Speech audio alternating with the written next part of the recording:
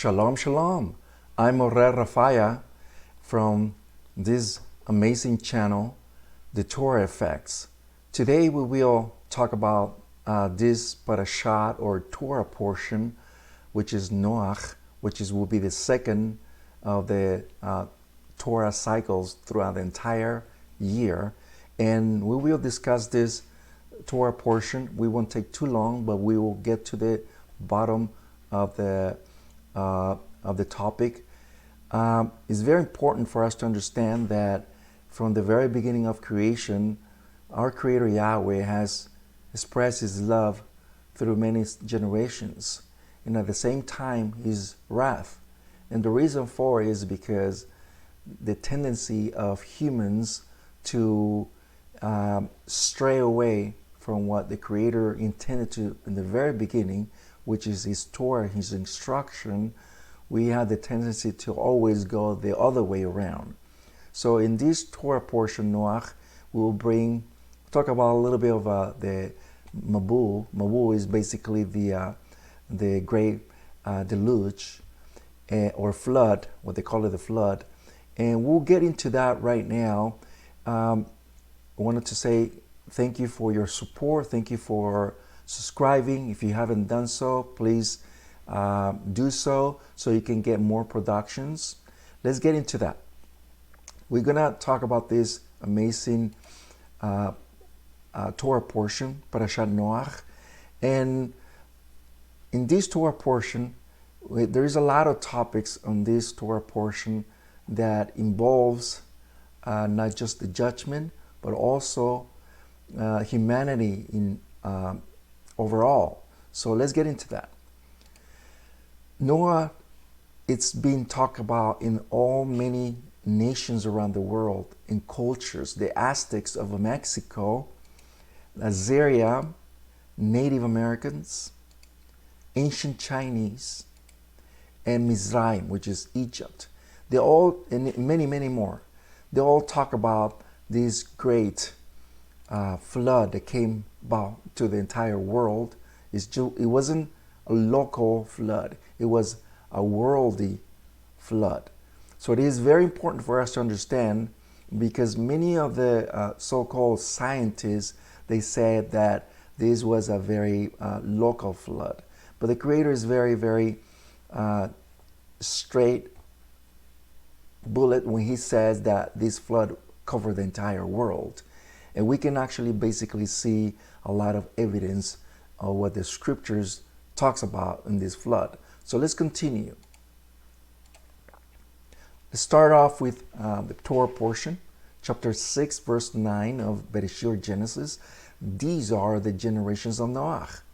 Noah, a tzaddik or righteous man, have been without blemish in his generations. Noah walked with Ayil Almighty. So it's interesting that in this portion, his name, it's kind of like redundant. His name is mentioned twice. It's supposed to be, these are the generations of Noah, and yet it mentions his name second time, which says Noah as a righteous man. The question that a lot of rabbis, and also we should ask these questions too. Every time we study the Torah, we delve into the Torah, we should ask ourselves questions like this, so we can get our gear working, so we can get more to it in our studies. Why is it written twice? Or why is it written 3 times? And the interesting thing is that the next verse talks about a little bit more on his name. So let's go back into these. Chapter 6, verse 8. And Noah found Chen. Chen from Hebrew means favor or grace in the eyes of Yahweh. It's interesting because his name is embedded what the Creator found in him. Now let's look into his name. In the geometry, it sums up to 58. It's the letter Nun and the letter He. Letter Nun is 50, and the letter He is 8. Is summed up to 58. Now, if you flip the word, if you flip the name, it will give you the He and the suffix nun, which is the word for chen. Chen is basically favor or grace. Also is also 58. So when we read in the scriptures that Noah was perfect in his generations, and he was also favorable in the eyes of Yahweh. So that means, in other words, his name was Noah the Gracious. So you understand what I'm saying. Why? Because in that particular generation, Yahweh, he was the only one that he actually found fit for that task, fit for that generation, to continue their generation after the great flood. We're going to get into that a little bit more a little later. But let's go back over here. Matthew 24:37, our Mashiach, in Yeshem Tov, Matthew the hour, in the book of Matthew in Hebrew, look at what it says here. But as the days of Noah, so also will be the coming of the Son of Man. Now, we sing these verses over and over again, but we have to understand something very amazing and interesting about the stay and age that we are living through right now.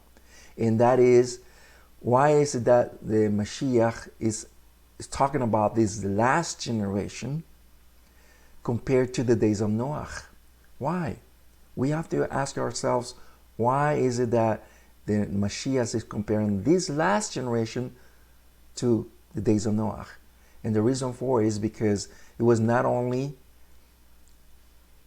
the enmity between men and hybrids back in those days. I'm talking about Nephilims. I'm talking about fallen angels mixing with a human woman. But also in this day and age, do you know that the government, not only here in the United States, but around the world, they've been working secretly on mixing humans with animals, human with insects, human with all kinds of animals, not only mammals, also with fish and so forth. They've been doing it for years. In another time, in another video, I will bring all this evidence that most of it, you won't see it on the mainstream media, of course, but we seen it even on the dark internet, that we can actually see this. There's a whole lot of evidence that we are literally living in the days of Noah. This day that we see today, not only the depravity of mankind trying to be like the Almighty, they want to become like the creators of this day and age. But the fact of the matter is that Yahweh is the Moreh Olam. Moreh Olam means the creator of the universes. It is important for us to understand that our Father is the only one that can actually do that. Men try to do that because they take things out of something to make things. But our Creator can, by His word, can make things, because the word of our Creator sets it. That by His Spirit, anything became a reality. It became a creation. Now, let's continue. Chapter 6, verse 9. Let's go back again to that verse. And let's look into the word walked. Noah walked with Ayil, with the Almighty. Now, it is important also to find out what the meaning of the word walked is, because it applies to all of us as well.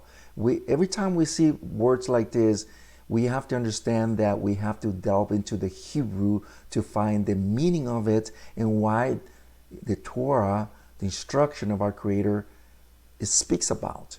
So the word is basically halak. Halak means to walk. And if you're in the Hebrew studies, the Hebrew culture. We understand that this word halakha means, this Jewish law, right? You heard it a lot of times. But in reality, if you go into the Hebrew, halak means to walk. And for lack of a better word, we can basically say a way of life. Somebody has a certain way how to live a life. Noah had a certain way how to follow the Creator, because he was the only one that can actually deliver him at that particular time, that particular generation, from all the evil, all the depravity that was happening back in that particular generation. Now, if you stay tuned in the past and you watched the Parashat, the Torah portion of Bereshit or Genesis, you will see that this was the second millennium that this happened. Why? Because in the second millennium, and I will repeat it again, in the second, for instance, chapter 1 of Bereshit Genesis, the book of Genesis, chapter 1, it speaks the whole chapter that every day that Yahweh made, it was good. But the awesome thing for us to understand, and the interesting thing, and the weird thing, is that the second day, the second millennium, Yahweh said it wasn't good. Read it. Go back and read it. And he definitely is going to say, he's not going to say it wasn't good.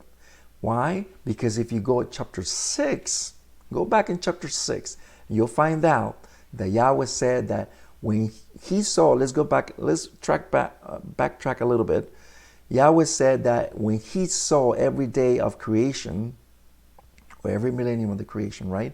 Every day of the creation, he said that he saw and it was good. But in the second day, he didn't see, the Torah doesn't say that he saw and it was good. But chapter 6, it says very clear that he saw that all the ways of man was evil and depravity. It is interesting because it wasn't good.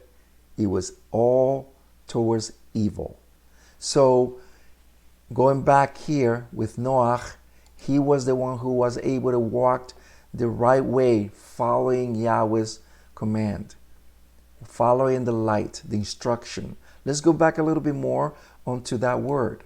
Look at what, again, with Father Abraham, chapter 17, verse 1 of Genesis.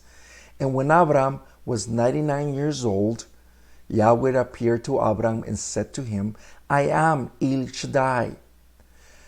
Hitlachet. Hitlachet means walk before me and be perfect. You see that?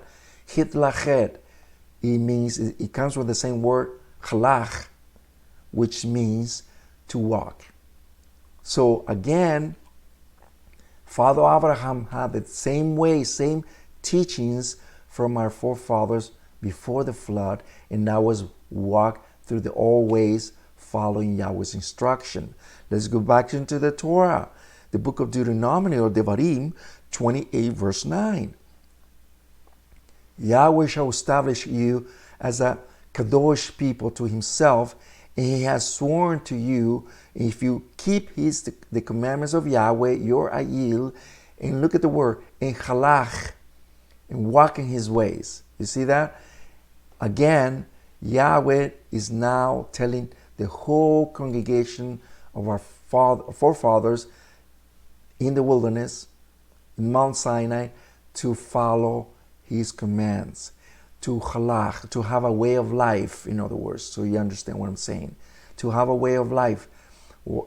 In other words, if we go back in this day and age, what we follow today is not a religion.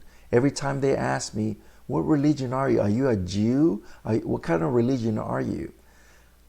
Brothers and sisters, this is not a religion. This is a way of life. That's what the word says, halach. We have a way of life, and that way of life is the Torah. That's why our Mashiach, YHWH, he said very, in other words, he said, carry my cross every day. Carry my cross every day. Why? Because the Torah is the way of life. It's not just one day. It's not 2 hours in the church or in the kehillah or the temple. It's not like few moments. It's every day. Torah is until the day you die.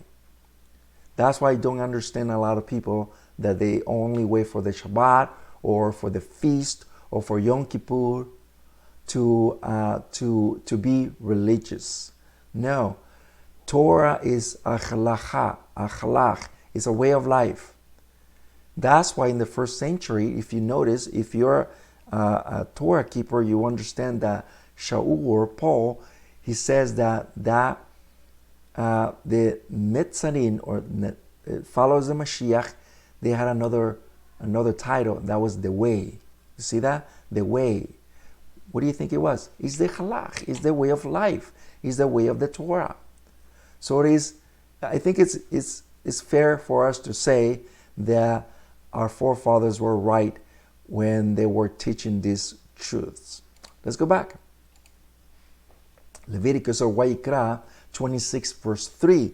If you halak, you see that? If you walk in my statutes and keep my commandments and do them. See that? So in other words, our Creator is urging us to follow that direction. Now let me ask you a question to all of you, and think about it for a moment, all of you. If we are walking in the ways of Yahweh, in that path, how can we keep that path the same way as it was yesterday, the same way as it was 2 months ago, the same way as it was 3 weeks ago, or a month ago, or 3 years ago, or even 20 years ago? How can we keep that path? The only way for us to keep that path is to walk in it every day. Let's talk about a literal pathway or way that you on the wilderness. If you keep walking in that direction every day, you're gonna make a path. But if you stop walking, if you only walk like once a month or once a week or maybe once a year, that path is going to disappear. Why? Because grass, weed is going to start growing, and that path, that way is going to disappear completely. And if you want to go find it, you won't be able to find it because you already grown trees and weed and all kinds of grass. In order for us to keep that path, you need to keep walking in it. You need to maintain, in other words, that path. That's the word halak. It is very, very important to understand these concepts in the word of our Creator. And it really matches what our Mashiach spoke about many times again. Now, chapter 6, at the time after the death of Methuselah, Yahweh said to Noah, "Go with your home in the ark. Behold, I will gather together all the beasts of the earth and beasts of the field and birds of the air, and they shall all come and surround the ark." Now, pause here for a moment. In the book of Yasher, the book of Jubilee, especially in the book of Yasher, it says very clear that Yahweh commanded the beast, all the beasts that Noah picked 2 by 2, right? Clean and unclean, to come to the ark. But it's super important for us to think about it, that even nature sense the judgment coming into the world. And I mean, you can see it even in movies. When a catastrophe is coming, when a judgment is coming, when a tornado is coming, when an earthquake is coming, for a tsunami is coming, don't you see the animals going the other way of the judgment? We can see here that there was a judgment coming very, very near, like within hours, and you see that the animals surrounded the ark. In the book of Yasher said that when the Nephilims and all these people came and bang and knock at the door of Noah's ark, they wanted to tear that door down, But in the book of Yasher, it says very clear that all the big animals went by the door to make sure that that door was secure, for not to block, in other words, for them to come into the ark. So we can pretty much see that our Creator makes us to understand that even animals have the sense of the judgment coming to the world. And we can see all over the scriptures about animals and the judgment coming to the world. So let's go back over here and continue the reading. Chapter 6, verse 3 of Genesis or Bereshit, Yahweh said, "My ruach, my spirit, will not remain among these people, these men forever, for they are flesh. Therefore, his days shall be 120 days." 120 years. 120 years was the summed or the limit of mankind. But we have to see the 120 years as a format of many things, and we'll see it next. But I do want to say something. Our fathers would not reach over 1,000 years. If you notice, in every single one of them, the most that he lasted was Methuselah, which was 969 years. Did not reach 1,000 years because our Creator said, "In this day you should die." What day? 1 millennium. Should not pass 1 millennium. You see that? In other words, I'm telling you, our Creator says what He means and He means what He says. 120 years was diminished. In other words, that's the right word. Diminished the length of years. If you notice, like for instance, Moses was 120 years when he died. Exactly the day that he was born, the day that he died, 120 years exact. So we can pretty much see the length of time of humankind, 120 years. I do want to mention something very important, that every generation, according to Genesis or Bereshit chapter 15, read it please, it says that every generation is 100 years. Our father Yahweh said to Abinu Abraham that in the 4th generation they should come out of the foreign land. Very clear. The word is door. Door. That's not English, but it's in Hebrew. Door. D-O-R. Door, which means a generation. So every generation is 100 years per generation. Now let's go back over here and we'll see the format of 120 years, because like I said, 120 is actually a format for many things. So we'll see it next. Let me give you an example. Leviticus 12 verse 3. In the 8th day of the flesh of his foreskin shall be circumcised. She will wait an additional 33 days to be cleansed of her blood. She will not touch any kadosh, any that is, not set apart, and enter the kadosh place or set apart place until the time of her purification is fulfilled. Now is the 8 days, okay, plus 33. But you have to understand this. If you sum the whole thing up, it will give you 40 days. That's for a male. Now, if you see this graphic right now, you will see that was 7 days plus 33 days. The 8th day is already included on 33, so you won't get confused. So 7 days plus 33, it gives you the total of 40 days. And this length of purification is right here on the 33 days. It's what is called, and you can see it there in that verse that we just saw, is called tahocha. Tahocha means the state of purification. That's for a male. Now let's go to the woman or female, and that's the double of that. And there is a reason for it. 14 days. And after the 14th day, then she'll be set apart, like completely on her purification, but it has a certain name. It's not tahoha. It's the nida, which is the blood purification. That's for a female. Do you see the difference between the tahoha and the nida? That's totally different thing. And that's 80 days total. Now, let's go back and then let's see the reason why those numbers are there. There is always a reason for it. Jubel, or the book of Jubilees 3:8. In the first week, Adam was created, and the rib, his wife. In the second week, he showed it to him, and for this reason, he was commanded to keep in his defilement. You see that?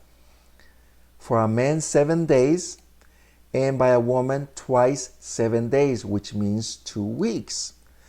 Verse 9, and after Adam had completed 40 days in the land where he was created, he was brought to the Gamos, which is the Garden of Eden, to cultivate and keep them.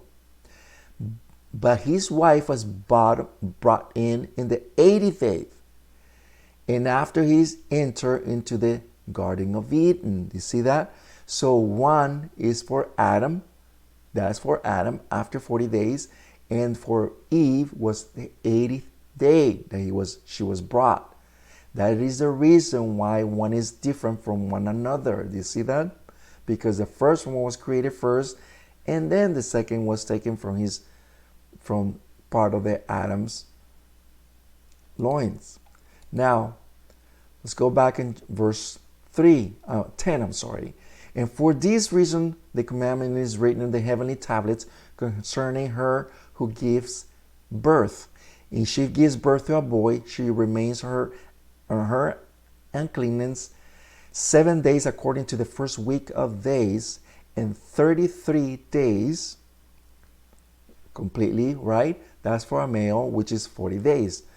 But in the case of a girl, she will remain her filth 2 weeks of days, which is 2 weeks, according to the first 2 weeks, and 66 days in the blood of his purification, but they shall be in 80 days. You see that? 66 plus the other 14 days, the total 80 days.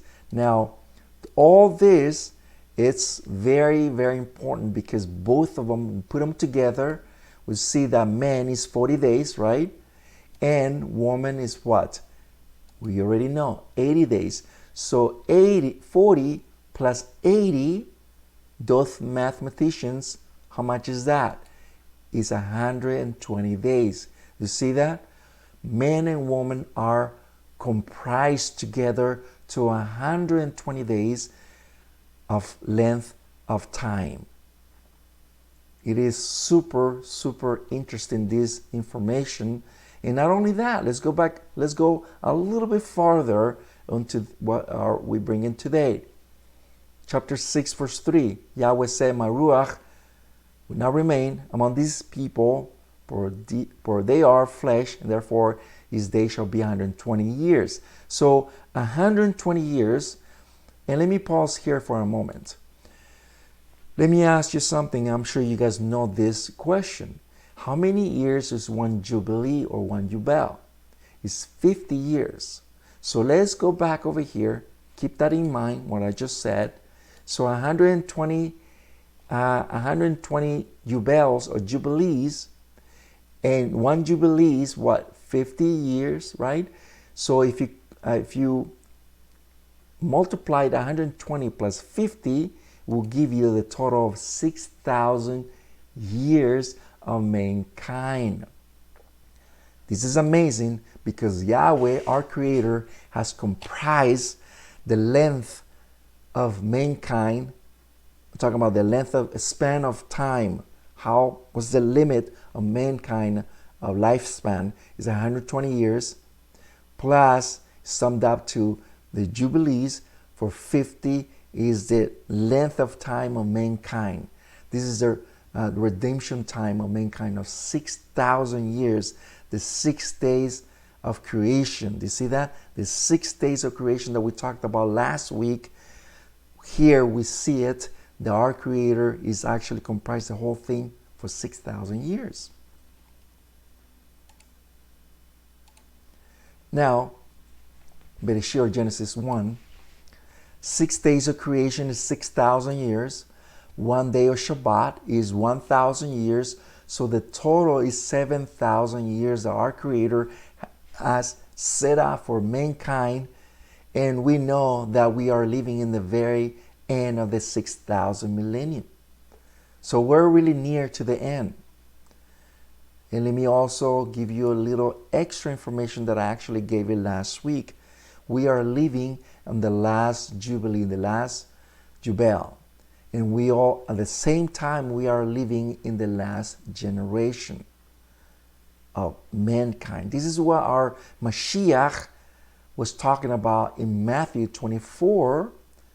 Read the whole thing. You said that, because they asked him, what will be the signs and wonders of your second coming, of the second advent? Our Mashiach says very clear that these, he said that in the latter generation, he said, on the second advent, on the second coming, he said that all these things should not pass from this generation. What generation? It's not talking about his generation. It's talking about the latter. We're talking about these generations, the last generation that we are living. We are living in it. So you and I are fulfilling certain prophecies at the same time.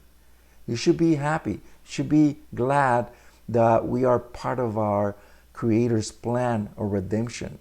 We should be happy that we're learning Torah.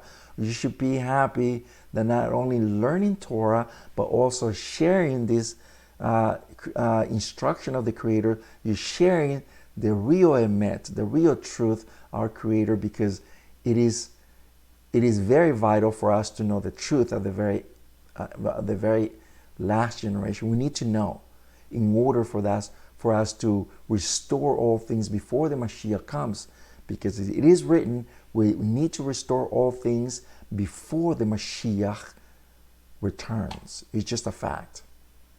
Let's just go back. 2 Peter chapter 3 verse 8, moreover, my brethren, do not forget that for Yahweh 1 day is like 1,000 years, and 1,000 years is like a day. So we have to understand that all this, it is already penned out how our Creator has set up from the very beginning the redemption of mankind. Now let's go back to chapter 6 verse 9. Noah was a tzaddik, a righteous man. And look at what it says here. And being ta'amin means perfect or blameless. In his generation, Noah walked with a yield. Now let's just pause here for a moment, okay, guys? Like I said, it won't take too long. I don't want to make it too long, but right to the point. We have to understand that in the generation of Noah, Yahweh found him a righteous man. Now let's compare Noah with Moshe. Totally different people, totally different persons in the eyes of Yahweh. If you notice here, Noah was commanded to bring Shubah. Teshubah means, or Shubah means to repent, repentance in that generation. But if you read it, even our Jewish comments, if you read it, he did not go the extra mile, which is like going after the people and trying to make them repent to our Creator. What he only did was what was he commanded to do. Repentance. But comparison with Moshe went the extra mile. Remember when our father sinned with the golden calf? Remember that? And what did Moshe did? He went up to the mountain and he pleaded to our Creator Yahweh. And he said, erase me from your book, but please forgive these people. Forgive your people. Our Creator Yahweh said, they're not my people, they're your people. Because earlier, before, he says, they are my people. Now that they sin, our Creator, go back and read it. It says very clear. Our Creator said, they're your people. They're not my people. But he says, I will not erase you from the book of life. Do you see what's the extra mile that Moshe did, to the point that he pleaded the Creator Yahweh to take him or erase him from the book of life? Compared to Noah, he did not do that. See that? He did not go the extra mile. But talking about the extra mile, remember that our Mashiach talks about the going the extra mile. Remember when he said, if they ask you to go this extra mile or 1 mile, go extra mile. Do you remember that he said that? Very, very clear. We see the one person to another, totally different people here. But once again, in that generation, Yahweh saw him that he was a tzaddik. He was a righteous man. Now, let's talk a little bit about righteous. The word righteous. The word tzaddik is someone who's a just, someone who's a just man, someone who's walking the path. In other words. Now, let me ask you a question to all of you: do we sin? Do we make errors? Do we have any flaws? All of us? Yes, we do. We fail. Not just once, not just twice, many times. Every year we make mistakes. Every year we make mistakes. And that's why there is such a thing as Yom HaKippurim. Yom Kippur that's for the reason for it.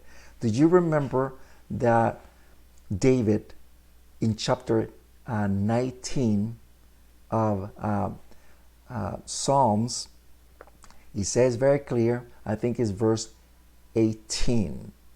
I think it's 19 verse 18. He says, deliver me from my unseen errors, my unseen flaws. Why? Because we make mistakes, and sometimes we don't even know we're making mistakes. And that's what we make them all the time. Sometimes we acknowledge those mistakes, when sometimes we don't know. We don't acknowledge those mistakes because we don't know whether we're actually making those errors or those sins. So it is important that we have to understand that we fail all the time. But that doesn't mean that we're going to continue to do so. That's why there is such a thing as that verse where it says that the tzaddik, or the righteous man, falls 7 times, and 7 times he gets up. We fail, but our Creator has the chesed. The chesed is the grace enough, the favor enough to forgive us. That's why our Mashiach, when he said, when you pray like this: Father, Abba, who are in heaven, set apart be your name. Forgive us as we forgive our debtors. Remember what he said that? He said it many times. We sin. We need to acknowledge that, but we cannot continue to do so like it's a game. We can't do that. We can't afford that. Let's continue. Now the word, let's go back over here. The word for ta'aming means perfect. That word is applied many times in the Torah when it comes to the sacrificials, animals, the Beit HaMikdash with the temple, or the Mishkan, the tent of the meeting, where the animal had to be completely blameless, without a spot, without any imperfections. I'm talking about physical imperfections. It had to be completely tamim. The same thing goes with Noah. Noah, he found them to be not mixed. That's why he says generation. The word generation, we already know that is toledot. Toledot in Hebrew is for he continued generation. But if you go back to in Greek, generation comes from the gene. His genes were not mixed with any angelic being. His genes were human genes. And the reason why Yahweh found them to be tzaddik, of course, and also tamim, blameless, not mix with any kind of animal or anything like that, is because he needed to continue that generation, that seed, unto the Mashiach. Do you see that? The Mashiach cannot be mixed with anything but our Creator's.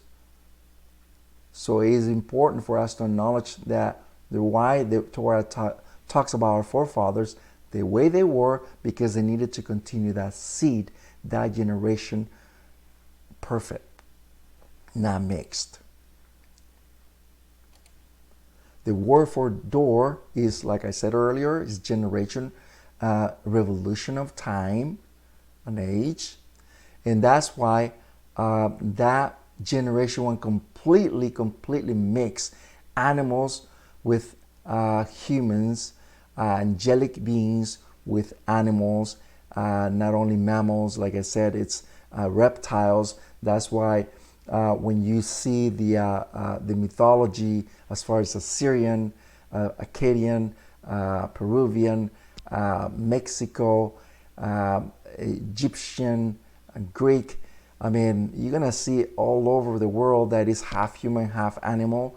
Where do you think they got it from? They got it from the book of Genesis chapter 6, pre-flood. That was all the Nephilims.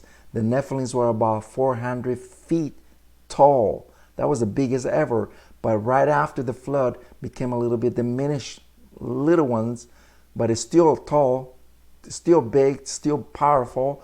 But right in the flood, before the flood, that was where they were the biggest and more carnivorous that you can ever imagine. That's why the Creator said, do not drink blood, because they used to do that. They used to use cannibalism. After the flood, they did the same thing too. And where do you think the cannibals came from? From the hybrids, the Nephilims, the giants, because they used to do that. They used to drink blood and used to eat human flesh. So all of these genes were completely mixed. Now, let's go a little bit further. Chapter 7, verse 11. On the 17th of the second month of Noah's year, of the life of the fountains of his life, all the fountains of the great abyss were broken, and the windows of heaven were open. The one thing over here, I do want to point it out, that our fathers, and we're going to bring this a little later, the Torah calendar, contrary to popular belief, our fathers follow the same pattern as it was in the very beginning. They never derived, actually they did after, when the temple was destroyed, but right after, before that, they continue that pattern of the solar Torah calendar. Now, another time we'll bring this, but we're almost closing, but the next time we'll bring more Torah calendar teachings. And by the way, we're going to bring that production video about the Torah calendar. It will be well produced by the Torah calendar, coming soon. Now let's go back over here. Our fathers yield their calendar, solar calendar, by the years they lived. Here we can see pretty much that in the second month of Noah's life, you see that? In the 17th day, on the second month of Noah's life. It doesn't say of anything else but the Noah's life. In other words, the day that he was born, that was the first day of Abib, the first day of the calendar, the first day of the Hebrew calendar. How do we know that? Very simple. If you go to chapter 8, it says very clear that in the 601 of Noah's life, the fountains were, the mountains were clear. You can actually see the mountains. We can see pretty much that it was Abib 1-1 in the 601 year. So in other words, let's recap over here. So in other words, Noah, if you ask anybody, how old are you? Well, I'm 23 years old with 4 months, 6 days, right? and 4 hours or something like that. In this case, if you want to summarize, to be exact, Noah was 600 years with 2 months, 17 days. You see that? 1 month and 17 days. So here, pretty much we can sum it up that Noah's life was exactly as the Torah speaks about. Let's talk about why. Like I said, we always have to ask ourselves, why all these days? There is a reason why the Torah talks about specific days in the Torah. Why? There is always a reason for it. Chapter 1, verse 9 of the book of Ecclesiastes. Please write it down. Write it down because it's very important. You're going to see that pattern over and over again. It says in Ecclesiastes, what it was, it will be again. Here we see that pattern. Jubel or Jubilees, chapter 3, verse 17. And after the completion of the 7 years, which he had completed, 7 years exactly, in the second month, on the 17th day of the month, the serpent came to the woman, and the serpent said to the woman, has Yahweh commanded you, saying you should not eat every tree of the garden? You see that? Sin came into the world in the second month on the 17th day. Remember what I just said earlier? What it was, it will be again. The history repeated itself again by the judgment that Yahweh did with Adam and Eve, our fathers. When they sin, our Creator brings the judgment in that particular time again. In that particular date and time, He brings the flood again to remind that He wanted to get rid of that sin. He did it again right here, that judgment. So it's important to always remember numbers like this because they're always going to yield for something else. Let's go into the Aramaic Targum, Jonathan, 7:11, and 600 years of Noah's life in the second month and the 17th day of the month. On that day, all the fountains of the great abyss were broken, and the Nephilims gathered there with the sons and disturbed them. And afterwards, the windows of heaven were opened, as I mentioned earlier. There's so much information that we can share, but very little time. We can see that Nephilims, they knew that there was a judgment coming.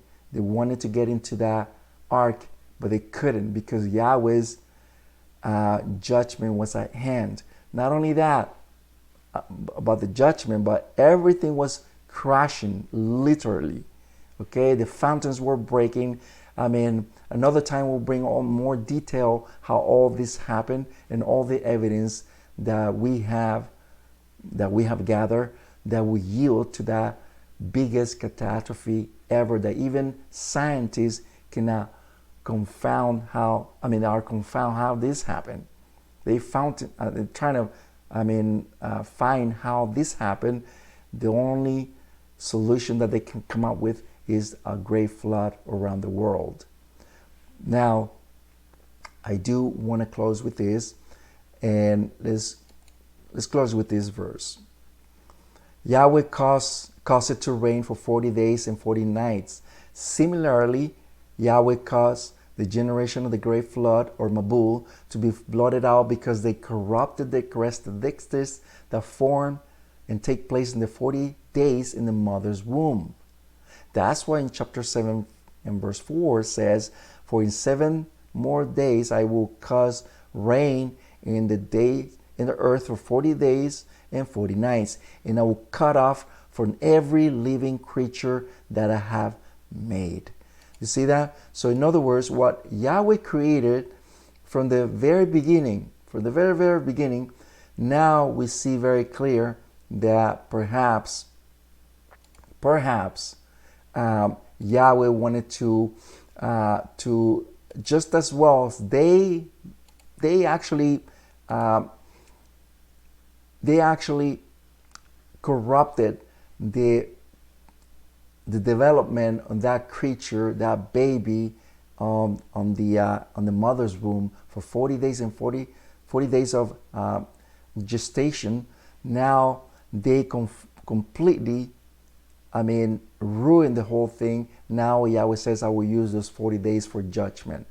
That's what we see the pattern every time, 40 days and 40 nights, right? 40 days of repentance, right? Remember that how Moshe went 3 times to the mountain? 40 days, 40 days, and 40 days.